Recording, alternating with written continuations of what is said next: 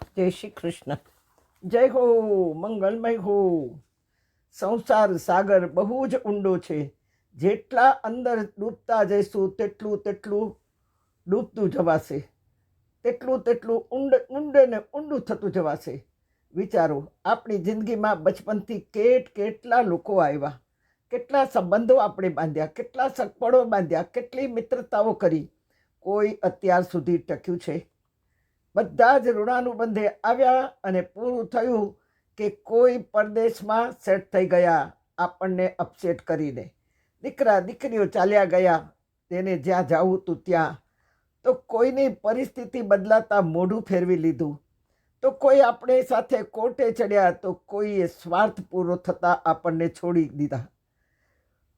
કોઈએ આત્માનો પ્રેમ કરનારા મળ્યા નહીં, અને જે મળ્યા તે પણ અધવચ્ચે છોડીને ચાલ્યા ગયા ઉપર.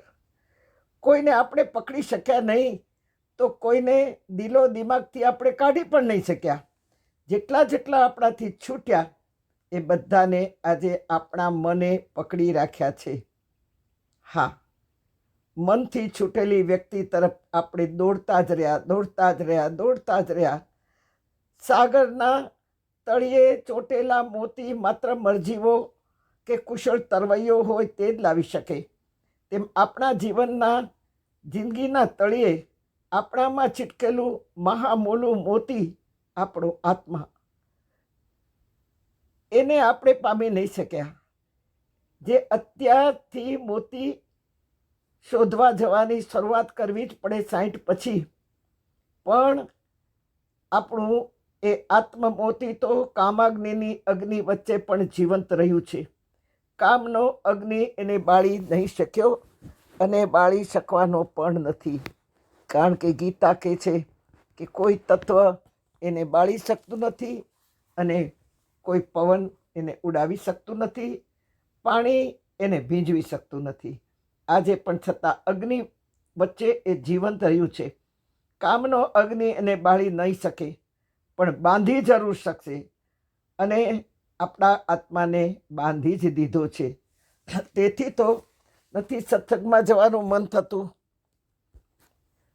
કે નથી સત્કાર્યમાં આપણને રુચિ, નથી સદવાંચનમાં આપણું ધ્યાન, નથી ચિત્તમાં ચિંતન કે મારું આવડું મોટું શરીર 60, 70, 80, 50, 100 અરે 200 કિલોનો ભાર લઈને વહી રહ્યું છે. નથી ગયા જન્મનો વિચાર, નથી આવતા જન્મનો વિચાર.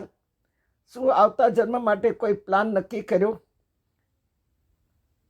શું થશે? હવે પછીની ચિંતા નથી. ઈટ, ડ્રિંક એન્ડ બી મેરી. ખાઓ પીઓ ને મજા કરો. અરે ભાઈ, પશુ પંખીઓ આવી જ રીતે તો જીવે છે. કહેવત છે કે ચરે તે પશુ અને વિચરે તે માનવ. વિચાર કરીને જીવે તે માનવ, અને મન ફાવે એમ જીવે તે પશુ પંખીડાઓ. કારણ કે એને આ વિચારો આવતા નથી. તેમને વર્તમાનનું ભાન ઘણું જ છે. જુઓ ચિત્ર, કેટલો પ્રેમથી એક કૂતરું એક નાના એવા બચ્ચાને સંભાળી રહ્યું છે. હા, તેમને વર્તમાનનું ભાન છે. ગાયના બચ્ચાને છોડાવશો તો ગાય 2-4 દિવસ દૂધ નહીં આપે, પણ પછી ભૂલી જશે. જે ભૂલવાનો સ્વભાવ આપણામાં નથી. કારણ કે આપણા ભૂલવાને અને યાદ રાખવાને આપણી બુદ્ધિએ પકડી રાખ્યું છે. અને બુદ્ધિ આપનાર કોઈ હોય તો એ પરમપિતા પરમેશ્વર છે. હા, તેમને વર્તમાનનું ભાન છે, પણ ભૂતકાળનું નથી. ભૂતકાળ ભૂલ્યા છે, તેથી તેમનું જીવન ટેન્શન ફ્રી છે, અને ભવિષ્યની તેમને ચિંતા નથી.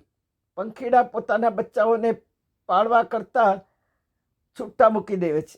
કારણ કે એને છલ કપટ કાવા દાવા પંખીડાઓ કરતા નથી. પાંખ આવે અને બચ્ચું ઉડી જાય તો રોતા નથી. આપણા કરતાં બધી જ રીતે સુખી છે. આવા જીવનનું જીવવા કરતાં માનવ જીવન શ્રેષ્ઠ કયું છે. કારણ કે તે પ્રભુને પામી શકે છે. તે બુદ્ધિપૂર્વક પ્રભુનો વિચાર કરી શકે એમ છે.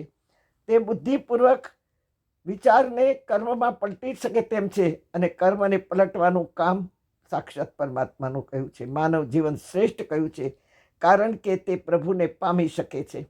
સાક્ષાત પ્રભુ બની શકે છે. જુઓ ને, અમારા સંતો ભક્તો આચાર્યો પ્રભુના અંશાવતાર બની ગયા, ગુરુ સદગુરુ કહેવાઈ ગયા. હા, આવો આપણે કમસે કમ માનવ છીએ તો માનવ તો બનીએ.